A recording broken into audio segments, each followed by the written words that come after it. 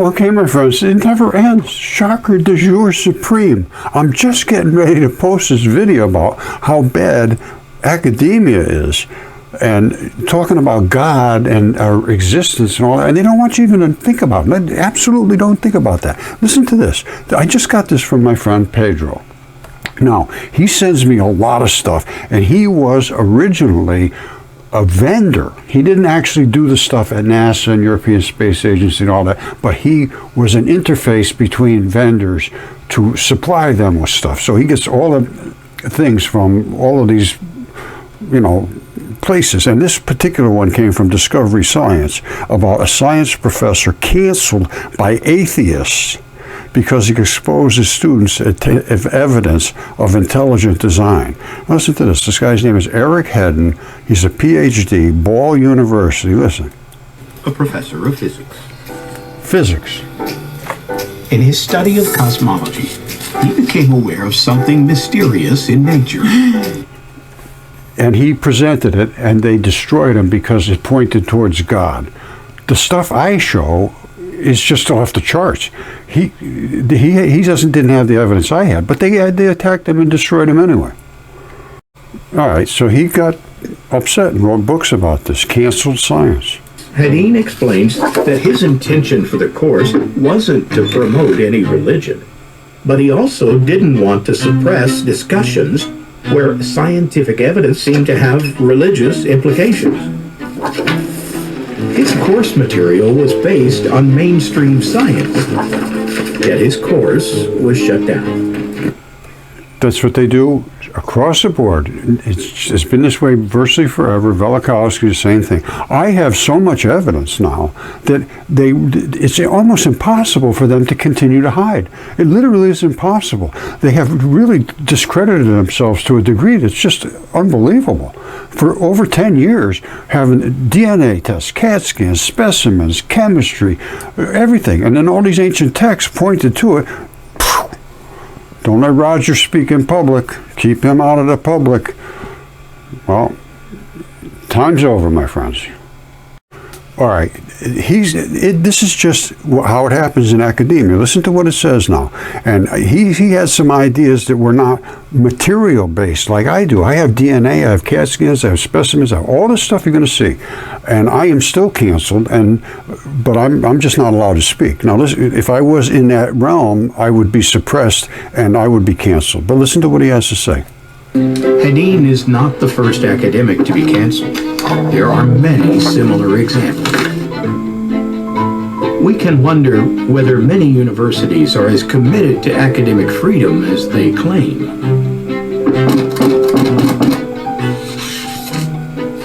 Allowing students to learn about scientific evidence that seems to conflict with atheism might suggest to students a divine creator. This is what they cannot accept. It infuriates them. Literally infuriates them. The first words that I heard when I presented my mud fossils was, "What are you, a creationist?" The first words I heard. Where do you see what I'm going to present to you? And then you tell me who's right and who's wrong.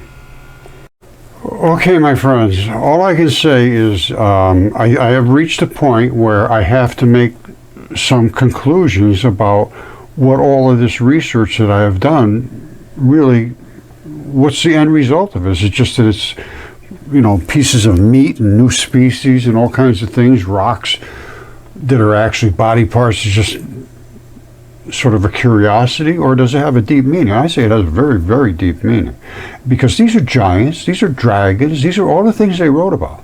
Now, this is a DNA test, and it was excellent quality DNA from the 36-inch tip and from the lung. This is the lung where the blood came from. And this is a human lung. I've had it looked at by anatomists. There's no question it's a human lung. And it's flat as a pancake in the back here, because they all died in the Great Flood. Now, how do you get blood out of a rock like that? Well, right from there. You have to drill a little hole inside so you're away from the surface, and then inside is the blood. I'm going to show this in a microscope right now so that you can see the blood actually flow out of there. It just comes out. Red blood is extremely fluid. The black blood, totally different story. That's the vein blood. The red is the artery, and it's fluid. It never gets really, like lumpy hard. It's well, it does, but I'll show you. You'll see how quickly it hydrates. Now, the 36-inch tip is just much too big to hold in my hand. 36 inches. It's a fingertip, and I will show you. It still has the fingerprints and the fingernail on it. Now, once I found all these things, and then I started to dig through the ancient texts, there was nothing that didn't make sense anymore. So these things were like for me to see as a test if I could understand them, and now they are for you to see, and they're for you as a test. I have found very few people can handle this, and that was also written in these ancient texts. And I just never believed that the human mind could be so brainwashed and mental-sided that it can't see. It's almost like there's just something in front. There's just nothing there. There's just absolutely nothing there. The glaze comes across, and it's like, what happened behind the eyes? Nothing. Zero. Let's see what you come up with. But this is going to be abrasive. I am going to hold some people to account that I think are bad people that are running things right now. They're just bad people. And this was all written about. There's good people, there's bad people. And you have the opportunity to be either one. That's the deal. You got free will. And then you go to who's the creator God? Who is really the God that's in charge? And I'm going to tell you my feelings on everything, and I expressed how I feel. But, I'm not trying to influence you to feel anything. I'm just going to show you that the things that I have found support these ancient texts. What they mean, I don't know. It's up to you. Because there's all kinds of different religions, and they all have a little bit of a different feel to them. And some of them have a supreme God that's way up here, and other ones have a God that's down here, and then they have another one that's have a whole set of gods, and it's just all over the place. Was that just interpretation, or was that really the literal truth of the thing, that there was so many dynamics to it, that some religions had?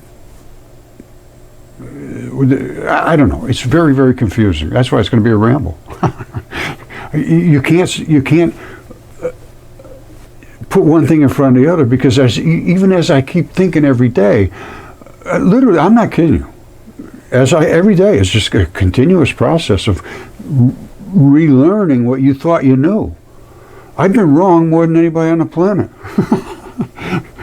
You got to try to go from somewhere, but you're going to be wrong mostly in the beginning until you figure things out. And I think I'm getting pretty damn close, and I'm getting close on both ends. I'm getting close to the end, so I better figure out what is the way to go here. I think you can only do so much. And I'm trying to influence as many people as I can to think for themselves. I think that's what God wants, is for you to be knowledgeable and think and search and learn. I don't see any other reason to be here.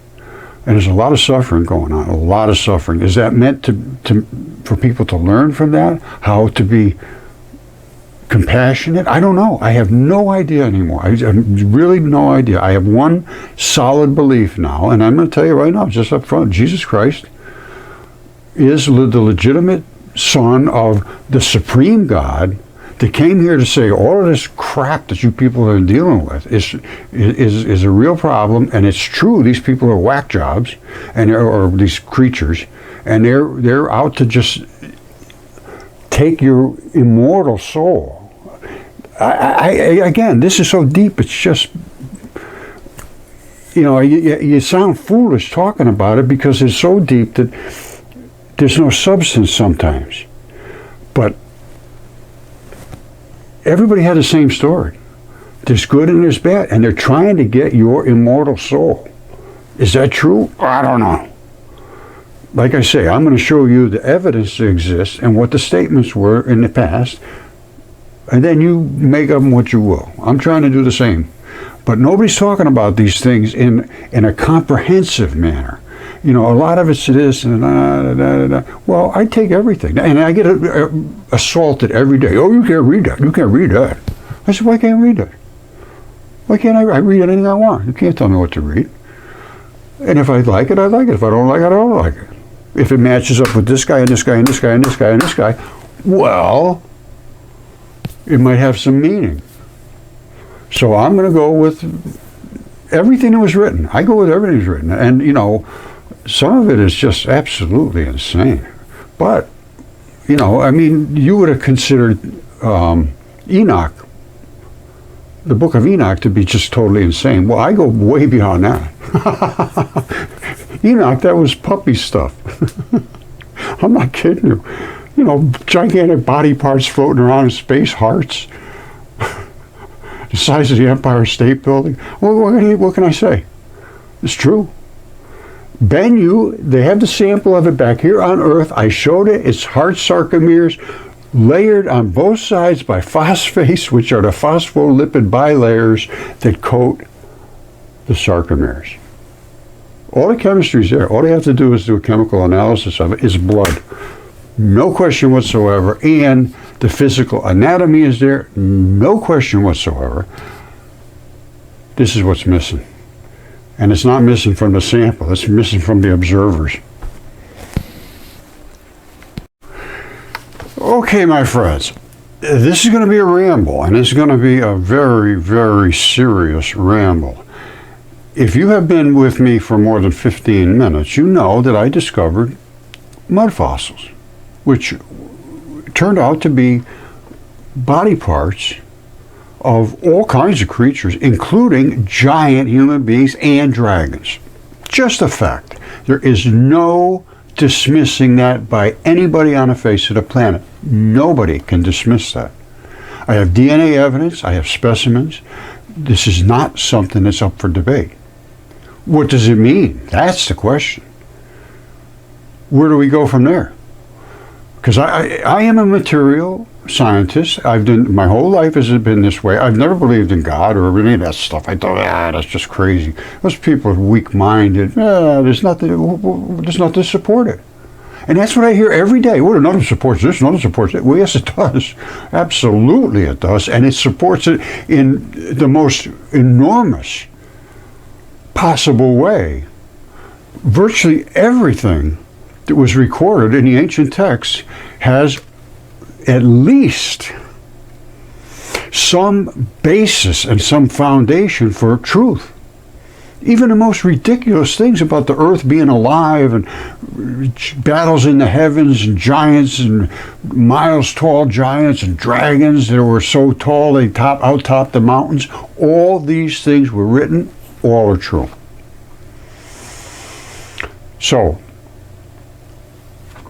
that brings me to the point of what does it all mean? And I have studied this very deeply, I believe. Ovid, Hesiod, Apollodorus, Herodotus, Plato, all of them. And they all had a little bit of this and a little bit of that. But Velikovsky, which was from the 1950s, his book World in Collision, recapped all that stuff and just sort of brought it out into a pot of stew that said, wow, this stuff has got some substance here. There's some substance to this. Everybody had the same story. Not one single culture on the face of the planet, none, zero, doesn't have stories about giants and dragons and monsters and gods. Everyone. Why? They're all just delirious, delusional, crazy people. They recorded battles in the heavens. They were fighting, they were throwing things, and there is body parts in the heavens. Case is closed on that. Case is closed on it. Jupiter has a vagina and gave birth to Venus, which almost hit us. This was all forecast by Prometheus, who was Deucalion's father. All this stuff is written, and we're going to get into it, but I just said, well, who is God? I put it into chat. Tell me who's God. And of course, Chat has a very deep understanding of what all people say. And it just started to rattle off. Well, this is spiritual. There's all kinds of interpretations. There's Buddhism, there's Hinduism, there's Islam, there's Christianity. There's all these different interpretations of the events and the creation of the universe. How did it all start and where did it come from and who was the creator? Then you get back to Yaldabaoth. This is where it starts to get really, really deep. Now, before I get into the deepness of this, I don't want anybody to feel that I'm influencing them in any way whatsoever. I present physical, material evidence. I do have an opinion, yes. And I'll tell you my opinion right now, is that Jesus Christ was as advertised. He came here to this physical earth to tell us all that stuff was real. We thought it was all crazy. They were burning people at the stake for saying this or that because they were saying things that were written in the ancient texts that sort of went against the authorities. Once you get authority, that's it. They become corrupt. It seemed to me, and virtually everything I've seen points to the fact that authority without control is it ends up being corrupt. Virtually all of it. The academics, the institutions, the national labs.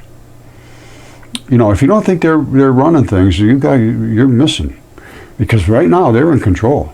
They're in control of society, and there's nothing you can do to step up and talk. I've been showing this stuff for 15 years about the absolute, no question whatsoever, there was things written in the past that have to be re-examined by the scholars to tell us what we have to think to be smart. And if we don't think that, they will destroy your life, and they will laugh while they're doing it. Doesn't mean a thing to them. I have found academia is the most disgraceful place on a place of. All I can say is the bad. There was bad and there was good, and they're still here. There's a lot of them that's still here, and the bad, I think, all went to the Ivy Leagues. They all hid out there and took advantage of their students and society in general as the dominators. And they are. You don't think they're dominating. They don't have a stick. They don't have a club. They don't have a gun. But they stand over you and say, if you don't say this, we'll destroy your life. And don't you dare talk about God in my classroom, because there is no God. But I won't say that out loud. You know, these people, they're very, very devious people. And I have met many of them since my discoveries, and I have found that it is straight across the board. It seems like as soon as they enter that Ivy League gate, they're done. There is no more thought in that mind. It's gone. And they are mental-sided. Now, that just tells me where I'm coming from. That tells you where I'm coming from. Like I say, I believe virtually all of the ancient texts now. I can't find anything that I can dispute. I mean, I physically dispute. In other words, they say there was giants 2-3 miles tall, dragons higher than the mountains. Yes, no question about that. So what do we do from there? What does it all mean? There was a flood that wiped out the earth, and that was, like I say, that was directed by Jupiter, who was the god and could still be the god of this universe right now, of this solar system. But there is a higher god than Jupiter, because Jupiter was Zeus, and he was a sexual god. Now, was he Yaldabaoth? I don't think so. Yaldabaoth, like I said, this is going to get pretty damn deep. Yaldabaoth, well, you know, let's look up Yaldabaoth and see what Chat has to say. Chat is my new best friend. He always just discusses things rationally. It's unbelievable. I have never ran into anything like this before. There is no rationality anymore. It's one-sided. If whatever supports your side, that's fine. Doesn't care if it's true or not. politics, all like Fermi Lab, the National Laboratory, that doesn't matter. As long as you're getting the funding, it's okay. Same thing with academia. Truth? Truth, I said. That was something that they used to talk about a long time ago. Doesn't exist anymore. Okay, in the off chance that you know not of what I speak when I talk about giants and mud fossils, these are the body parts that turned into stone due to the conditions of the Great Flood. And it was literally the boiling of the waters because Venus almost impacted Earth. This is all written in the ancient text. Take it or leave it, up to you. Now, the boiling created the flesh to literally dissolve off the fascia, which protects the organisms, the membranes. All the other stuff, the gooey stuff, melted, basically dissolved, and created what they call the red bed worldwide.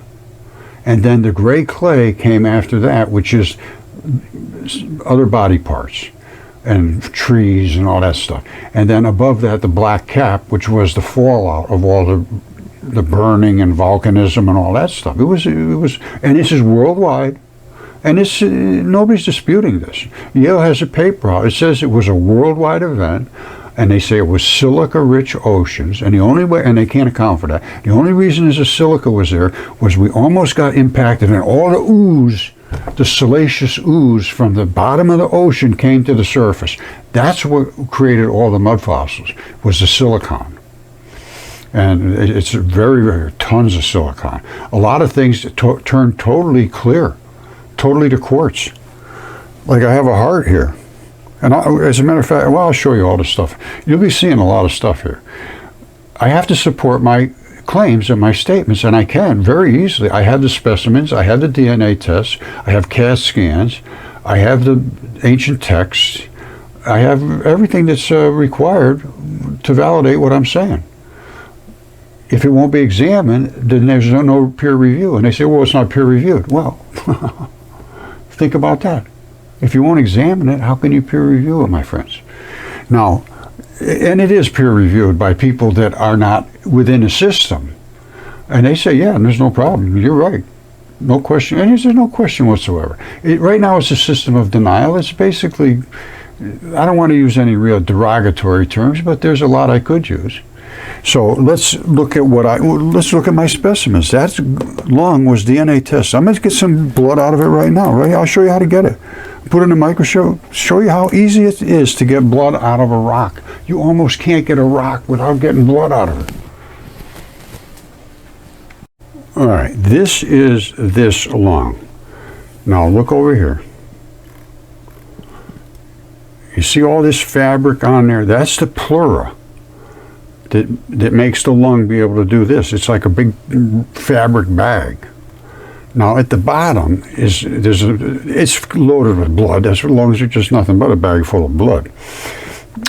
Now what I did was I drilled a little hole in the bottom here, and I got one here. I'm going to just put a little water in, and I'll show you. I don't care about being careful now because I'm not going to submit it for a sample. But if you were going to do it for a sample, what you do is, of course, gloves and a mask and all that business. And then you would clean it off well, and then you would drill into it. Like, just 1/8 of an inch or so. It's just, you got to get past any possible contamination. And then you drill another 1/8 of an inch or so, and you take that and you put it in a bag, and that's what I did. Now, where did it come out of? Let's take a look right there. Now, before I do that, let me show you this one up here. We're going to be looking in a microscope. This one here is literally, hold on, let me turn this on. Oh, okay, my friends, hold on. Take it easy. We're going to get there. There we go. Now, you see these little 2 dots here? This is what I call a spurlock. This is on a piece of meat, a little piece of meat. You see that? And all this stuff is that gnarly stuff that you chew on the end of a piece of chicken or something and you spit it out because it's really hard and gnarly. These 2 little spots right here, I'm almost 100% certain that those 2 little spots control where the flow of the interstitial fluids goes from one bag, literal bag, to the next. These two dots control that fluid flow. Which brings up a lot of questions. Is this bag chemistry the same as the next bag's chemistry? I don't think so. I think they all have their own chemistry, but I can't prove that until we do some tests on autopsy results and so forth. But I can tell you one thing, this is tough. And right back here, you see this flap? That's what latches onto the next piece of meat. But it can't hold the piece in. It can't hold this to the other piece. It's a flap here, but here's where it holds in, back here, watch. You see that? That's where it locks in. There's a whole ton of holes all around in here. And they all have balls that lock in solid as can be. And then this continues on and becomes fascia. See it? It just gets thinner and thinner and thinner and just becomes fascia around the meat. But there's a certain distance that'll be tough as hell. And that right there is where all the fluids, which are in this layer, this fluid is completely saturated with fluids. That's, I believe, where they transfer. Now, is there anything we can do about that? Does that mean anything? I think it might, because I believe these are places where they have acupuncture points. And what are they doing? Stimulating the flow?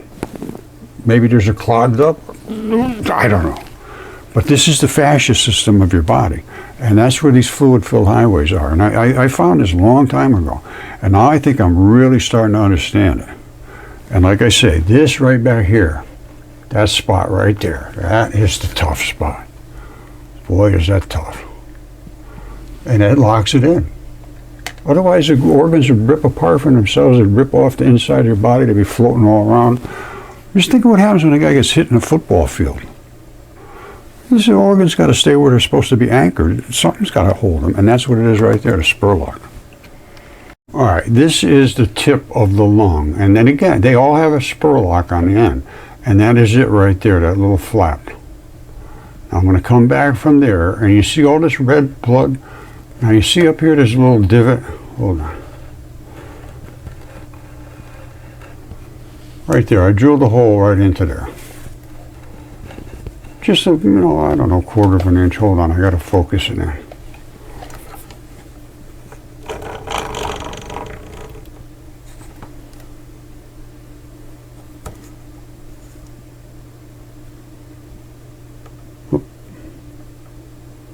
All right, now, what I did is I just took a little drill, and I drilled in there, just a zillionth of an inch there or something.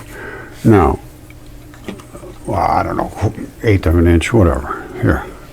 Now I'm going to put some water on there. And you can see, this is my Q-tip right here. All right. Let me straighten this up so that it'll be a little flatter. All right, there we go. There we go. Now, what are we looking at? This is all blood. And you watch. So all I'm going to do is put water on there. And that's all you have to do, and it rehydrates. But when I drill down in there, well, you'll see in a second. Are you ready? Yes, I am ready. Are you ready? Let's find out. All right, this is nothing more than blood rehydrating. Now, I'm going to take a little probe, if I can find it. Oh, there it is. Now, I'm going to scratch around a little bit and put some more water on there. See how quick it rehydrates? Let's just suck that water right in there. I scratch that and it'll literally bleed. I'm not kidding you. It will literally bleed. That's the beauty of red blood. It just never goes bad. Now watch. You just keep your eyes on it.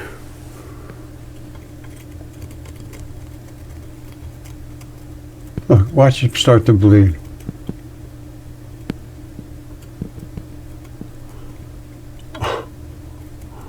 You see it? I mean, I'm not even hardly scratching it. There's blood all over. It's just like a scab. I'm just barely rubbing the surface. That little divot right there is nothing more than a bucket of blood now. Okay.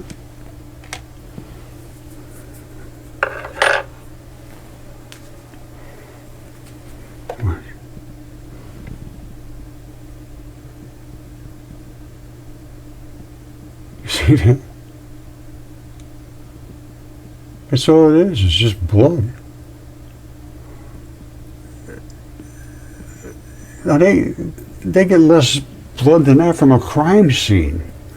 I mean, this is the key. This is serious stuff. Now, this happened because of the Great Flood. There's virtually no question about that. Everything I have is flat as a pancake. It all fossilized in the mud fossil manner, and I am in the Triassic zone, which is the red bed, gray clay, black cap. And so I am going with what Velikovsky said about Venus almost hitting Earth. Again, this is a ramble. That's what it is. But that's that lung, and here's the lung we're looking at right there in the microscope.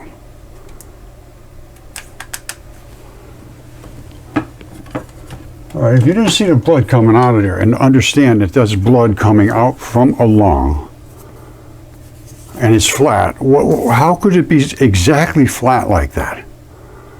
And why are almost every one of them that I have flat like that? Why? Well, I can tell you why. It was a great flood. And it's just what it is.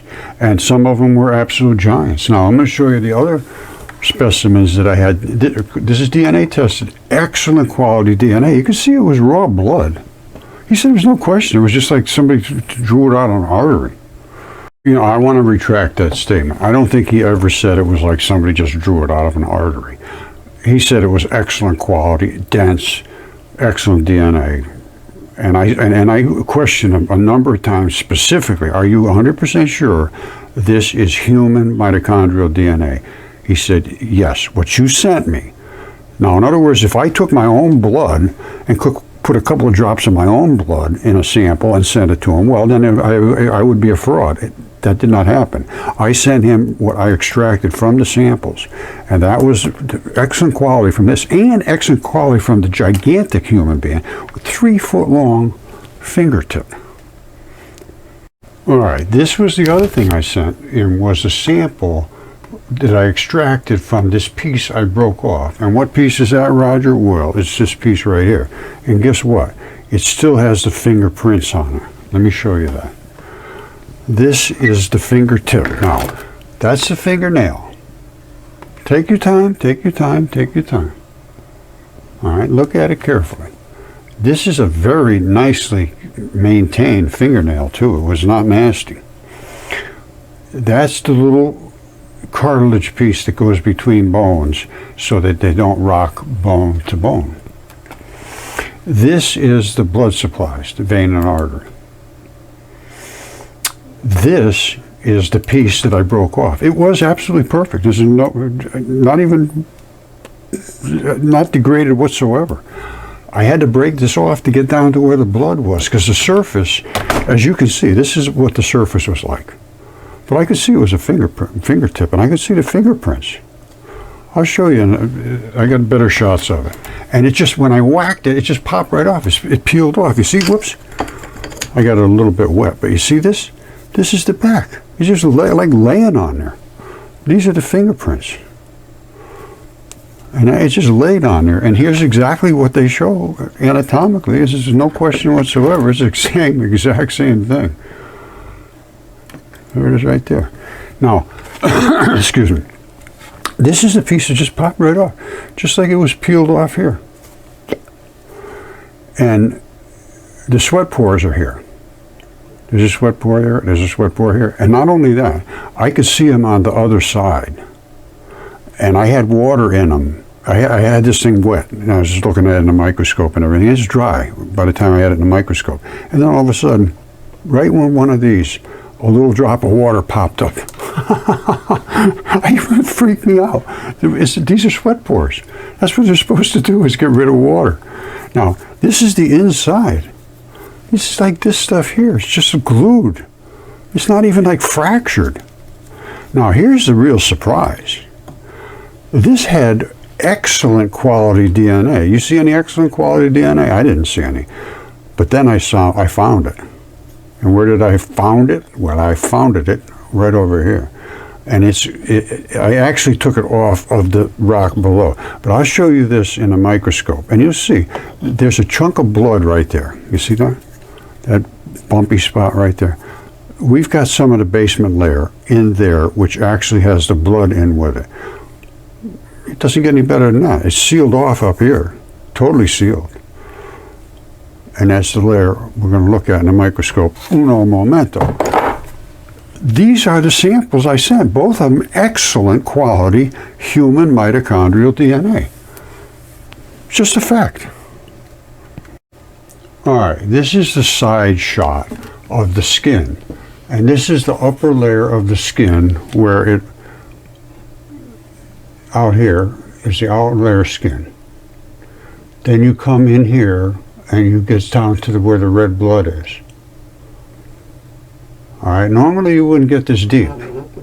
The skin peels off above, but this time you got blood shots. You see these here? This is where blood runs through. Now this is the vein blood, and this is the artery blood, the red.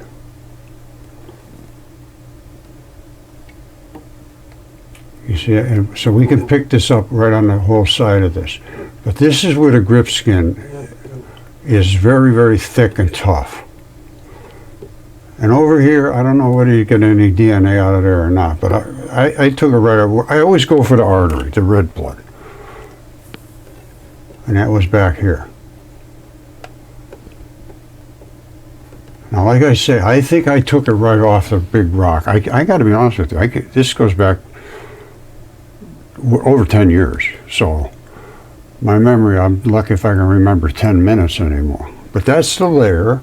And then you get to another layer, which is like just below that layer that peels off. And this just happened to come with it. That's unusual. Normally you're just going to get that separation like you see right here. What happened here was we picked up a piece of this along with this. But primarily it was the other stuff. Okay, this is outrageous. That is a sweat pore. I'm not kidding you. That's from that gigantic fingertip. Now, I'm going to see if I can home in a little better. And I'm going to turn up the lights a little bit. And I'm going to put a little water on there. Now, a sweat pore's job is to get rid of the water that accumulates in the skin.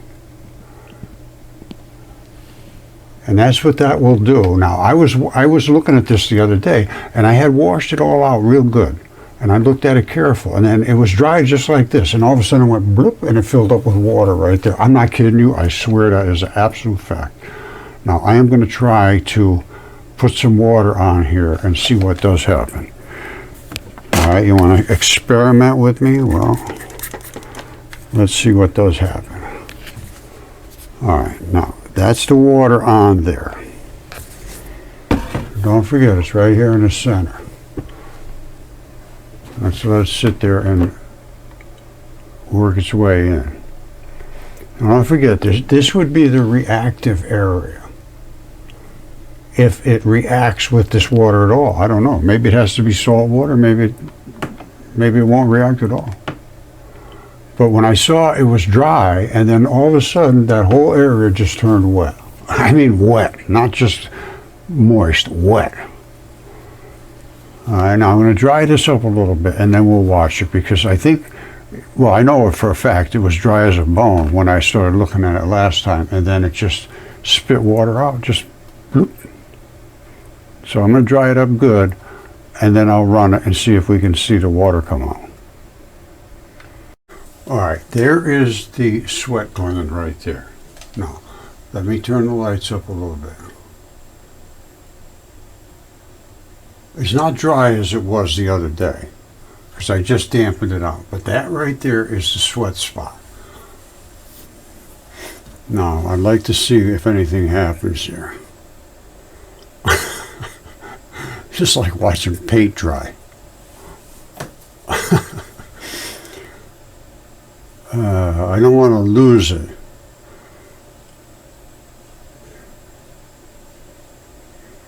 I hate to miss it when it does it, because it just did it spontaneously. I mean, just by accident. What I'm going to do,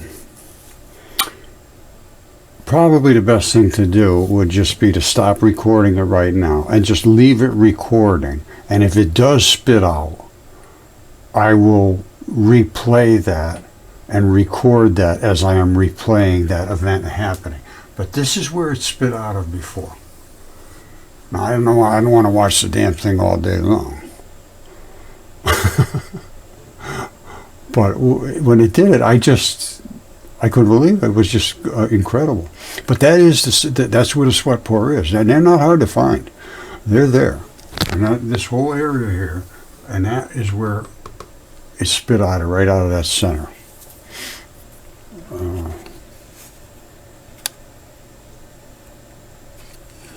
Right out of that center right there.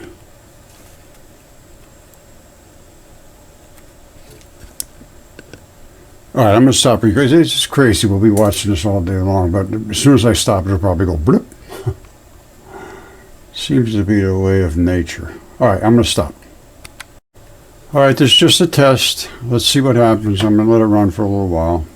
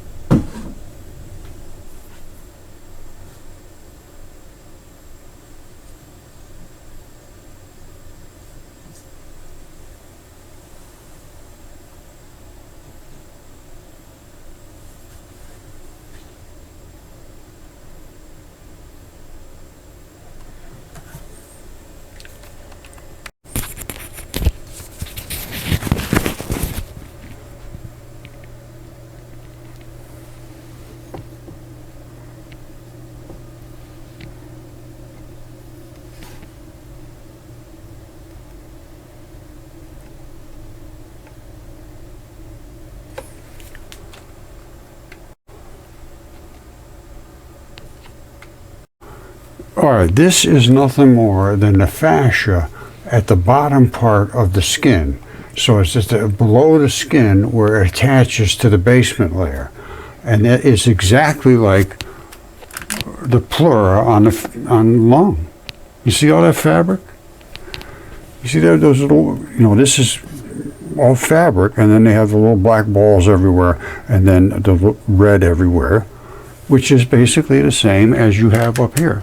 This is the underside of the fingerprints of that giant fingertip. And this is nothing but the exact same thing. I can find, you see all the little fibers and fabric like here? Exactly the same thing that's on that other one. Because I got dry spots here and I got wet spots. You can see there's blood in here. This is just a gigantic fingertip. And it said it was excellent quality DNA. I took it right out of an artery. This was a long time ago. Anyway, you can see it's the same fabric. It is the same fabric, as we're looking at here. All right, one of them is the gigantic fingertip. They all have the same fabric, and when they stretch, anything that stretches, like your heart will have to have something like this, like a rubber bag around it. Now, things that don't stretch, they're more smooth. You know, they don't have all this fabric. There's different fascia. Let's put it that way. There's different layers of fascia thicknesses. And let me show you something. I have a lung here. Hold on. Oh, hold on. I'm gonna have to find it. All right. I have zillions of lungs, and I mean, I got them coming out of my ears, and they all basically are totally flat on one side. Because of the great flood. They boiled out of creatures' bodies. This one boiled out of some creature's body. And you say, well, what's all this little scrappy looking stuff? Well, that's the pleura. That's this stuff right here. Can you see this? Yeah. That's this stuff right here, but it has eroded off. You see how thick it is? See how thick that stuff is? That's the rubber bag that makes your lung do that. And you see how flat it is on the bottom? It died laying flat in the flood like this. So did this. And that is the pleura that has eroded away. This literally is the alveoli. This literally is that. Now this one, completely stripped. This one's half stripped. This one's not stripped at all. And this one is completely stripped all the way down to the alveoli. You see the silicon here? This is what happens in some cases where there's just nothing but a batch of voids. Silicon can actually invade. Now, it's only in certain cases, in very strange cases, will this happen. But this is one. And I have this here. And it actually bled out of these little holes here, these little red spots. Blood came out of there. All right, there's a spur lock right there. That's the latch that held this thing in position. All right, and these are the little alveoli. This is what it is. And blood came out, and here's the blood. It bubbled out. It wasn't, I didn't have to drill for that. It just came out. I didn't bother getting a DNA test. This I did. And yes, excellent quality DNA. I think I showed you, or will show you, that I just can get as much as I want out of there. And this is one that is in the transition between these two. I have them like completely devoid of everything, so there's nothing but holes. I have them every single possible way you can think of. And literally, I would say at least I have 50 or more lungs. And they all are the same. Well, you know, they're in different states, and they're actually in different, I have them that are 100% quartz, well, right there. I have hearts. This is a heart. Let me show you something. Wait till you see this. All right, this is Bennu. They're up on the asteroid Bennu. They pick up a sample. They bring it back. I know exactly what it is. It is a heart, and it's the top plumbing breaks off right here. It pops right off. Wait till I show you. It's only glued on there. That's all it is. This is just glued to the bags. And that stuff is in position. This goes flopping all around and twisting and doing all this stuff. These heartstrings and pumping and doing that. Now, that Psyche is another asteroid, and it is also a heart. You see it? This is not a question anymore. They have the parts back here on Earth that came out of there. And what parts am I talking about? These parts right here. Phosphate layers. One on the top, one on the bottom. Phosphates come from phospholipids, which are membranes, and they clip over the top of muscles, which are muscle sarcomeres. All this is here on Earth. After billions of dollars, I think they should examine it. These are muscle sarcomeres. These are hearts. These are muscle sarcomeres from a defective heart that ripped. That's some muscle sarcomeres. They're here on Earth. In between is the phospholipid layers. They called it the phosphate surprise. They couldn't believe, whoa, what's the phosphate layers doing on top of these little blocky looking things? Well, get an anatomist. Get somebody who knows what they're doing in the biological realm. That is blocks of muscle. These are layers of membrane, one on top of the other, sandwich. And they called it the big surprise. Yeah, it was a surprise. It's alive. It wasn't a surprise to me. Now, when I say this thing here, I have one here. Remember I showed you the lung, hold on. That lung turned completely to quartz. This heart turned completely to quartz. You say, oh, that doesn't look like a heart. Well, let me show you. That's the aorta. All right, this is the left ventricle wall. Watch this. You see this? And this is what happens to almost all the hearts that I see. They break right here. They break right there. And all that stuff goes away. And what do you see? You see the valves. Now, this is complete. This is a rarity. That's everything. That has the aorta, and it has the other stuff that's at the top, and it has the big heavy-duty ventricle wall here. And that's what this is, the heart right there. And that's still a little bit of red blood left right there. And that's completely turned into quartz. And that's the ventricle wall, the heavy-duty ventricle wall. And there's sort of the open part of the bag of blood, and that's a heart. Now, I have other ones, but you almost always have them broken right there. They break right there. And that's what's happened to Venu and Psyche, which are out in space. They broke right at the plumbing. And it's because it's just glued in there. And you can see where it was glued. You see this? That right there is the tendon.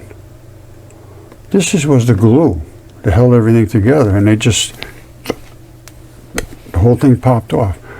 That's the glue, and the tendon stays, because the tendon is where the muscle anchors into the heart, wrapped around the valves.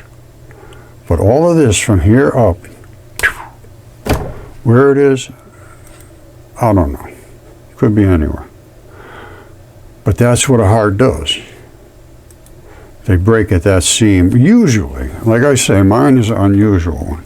I have another one here. Hold on. This one here did break off, and I cut it just to polish it. This one here. But you can actually see the heartstrings in here. If I put a little water on there, you would see where they change from the white to the darker. Let me show you something. Heartstrings. Well, maybe I can't show you. But, well, yeah, you can see a little bit. You see how they're open here at the bottom and gooey here up at the top? This was where all the plumbing was on this one. It just broke off. But that's where the heartstrings are at the top, and at the bottom they're like this. It depends where these things were. And like I say, that's the standard, is they break the plumbing off at the top and you don't see anything, and they look just like round rocks. I have a lot, well, you know, hearts preserved well. The hearts and the lungs, they preserve very, very well. Because the blood is the key. Blood was the preservative. I'm not kidding you. As you can see, that's just nothing but a bag of blood, and it is just flawless. Absolutely flawless. Same thing with this. Same thing with this piece of meat. Again, it's the chemistry of where it was entombed. My region here is Triassic, and I am in a basin area. It's called the Central Connecticut Basin, which to me indicates that I was like in a boiling pot, and this area just cooked and cooked and cooked and cooked, and left these body parts left over after all the red bed eroded off, which is the flesh. It's what it is. All right, check this out. This is a heart, and this is the same whitish areas where the heartstrings are up here, and then they come down into this area here.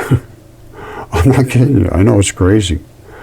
This is almost identical architecture, and they break right off here, right there. And this is the plumbing. It goes, and the ventricle, I mean the vein valves are right here, and all the plumbing just breaks off. And that's what happened here. Now, if you know how to look at that, you would be able to tell that there was something glued here, and that's what was glued was the plumbing, which is up here. And this is what you end up with, is underneath, which is what I got here. I mean, even I don't know if that is what this hole here is, but I can tell you what, this is that, and this is that. The heartstrings. And you can find little bits of blood in here, but not much. Again, what was the conditions this was in? I don't know. But I can tell you what, this is what it ended up, was a heart at one time. And now it's a piece of glass. Well, you can see those heartstrings. Not hard to see when you know what you're looking for. And you can actually see the top when you know what you're looking for too.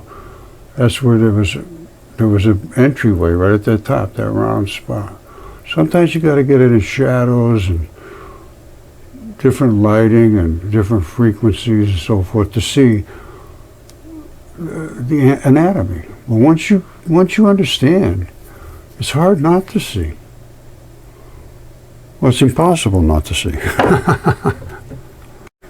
All right, I had to show you once again for the bazillionth time that I have the evidence to support these ancient texts.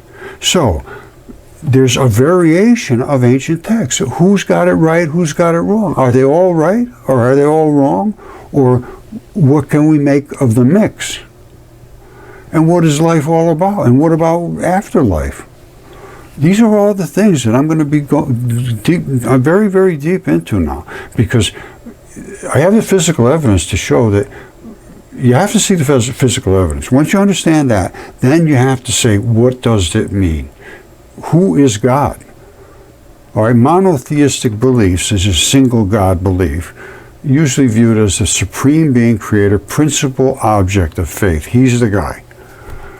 In polytheistic beliefs, where there's more than one God, a God is a spirit or being believed to have been created or for controlling some part of the universe or life, for which such a deity is often worshipped. So he's a god of the waters, the god of the seas, Poseidon. All these different gods control different things, do they? That's what was written in the ancient text. Is that good or is that bad? What would Jesus say about that? Would he say that yes, they were all these gods floating around here doing all these things?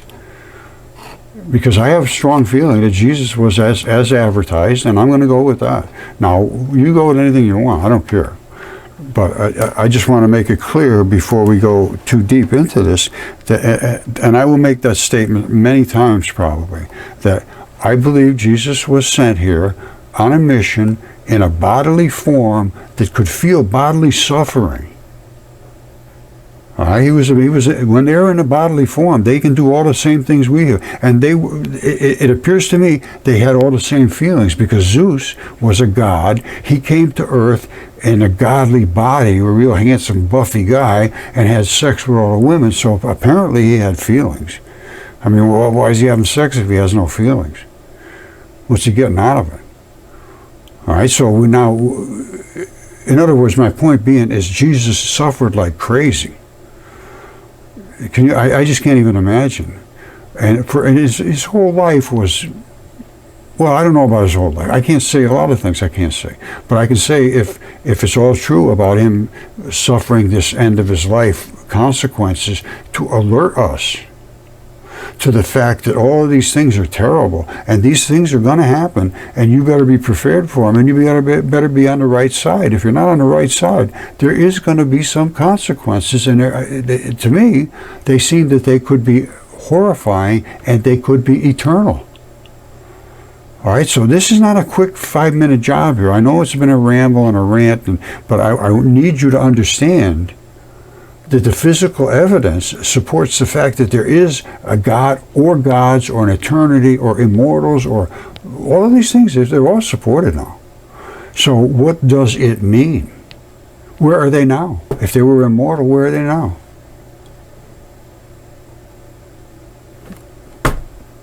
I have my ideas where they are. Behind the ivy-covered walls, I got to be honest with you. That's where I'm thinking it is. They control society, they own society, and they won't listen to what's real. And it's because it involves God, as far as I can determine. That's what I heard. The first words out of the first academic was, "What are you, a creationist?"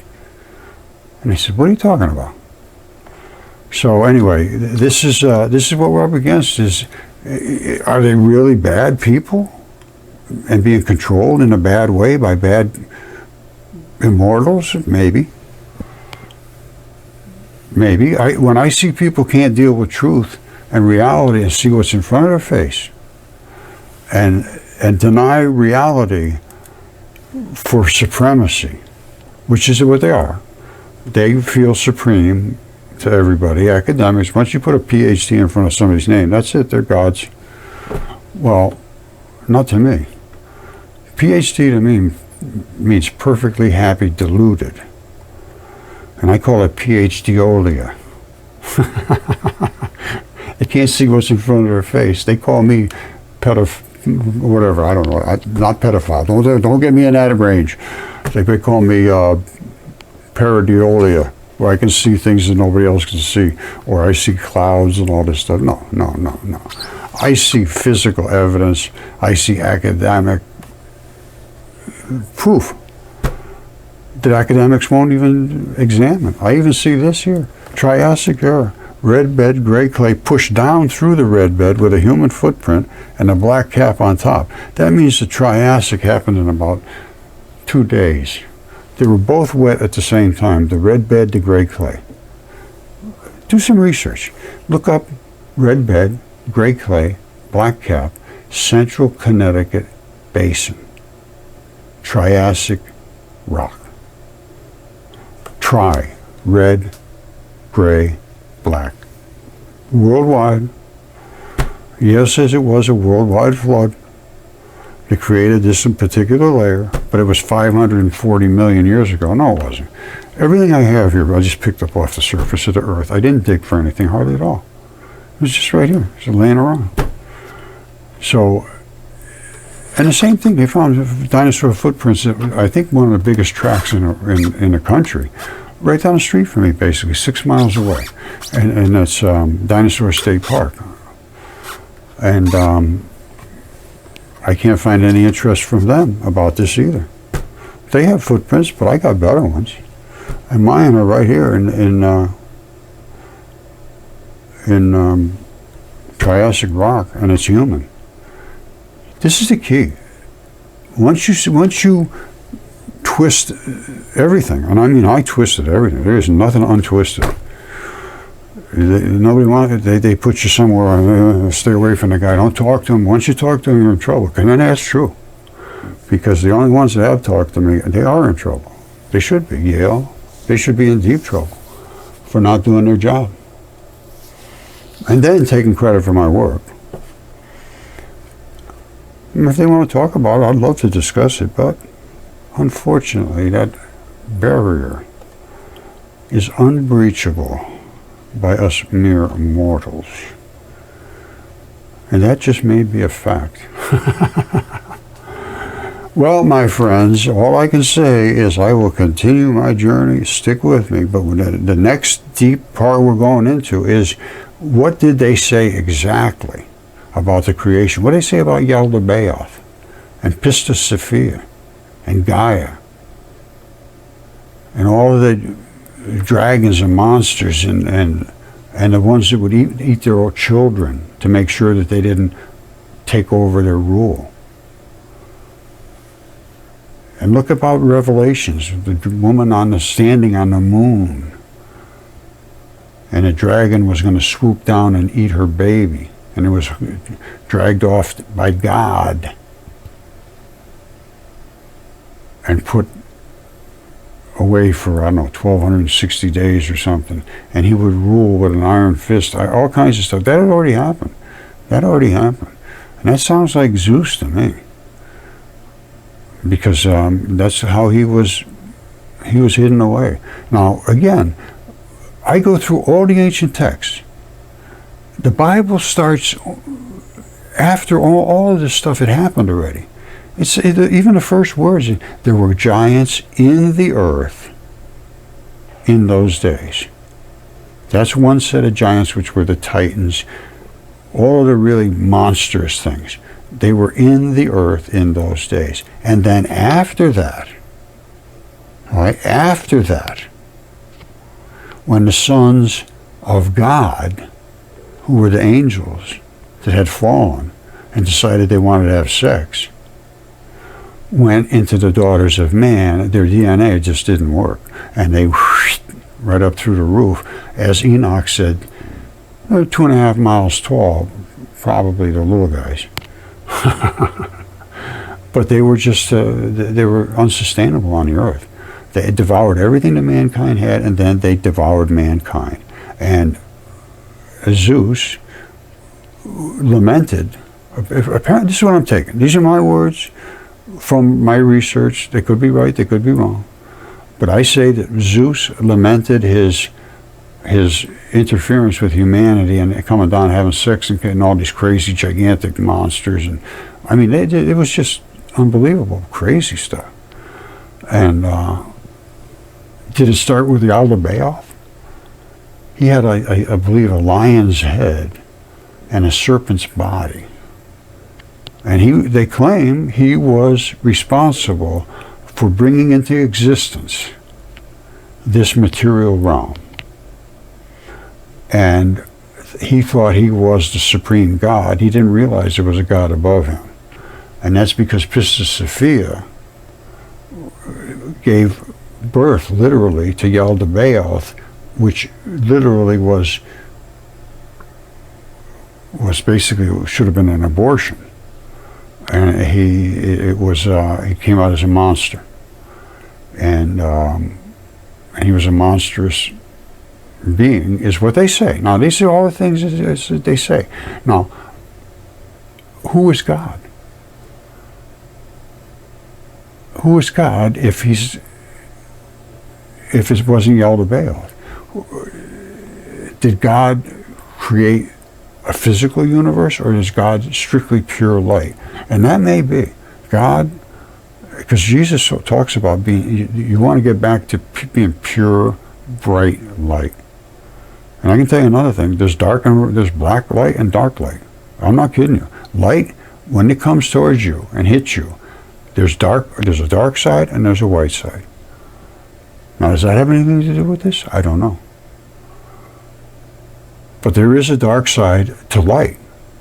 And if you can separate yourself from the dark side, you become pure energy. And that's true. That's electricity.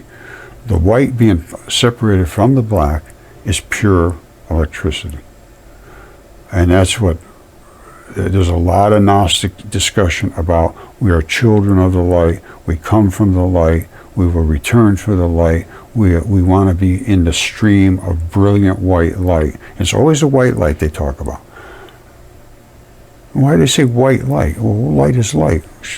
Why do you have to say white?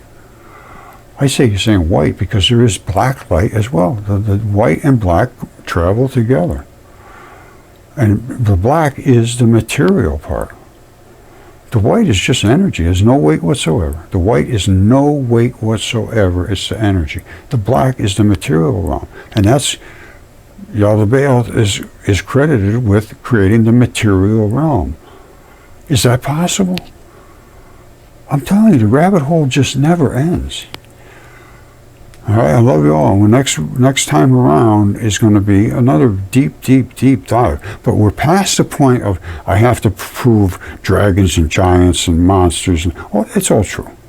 Let's get to the point of what does it mean, and who does each specific religion speak about, and were they good, were they bad? Who was the good guys? Who was the bad guys?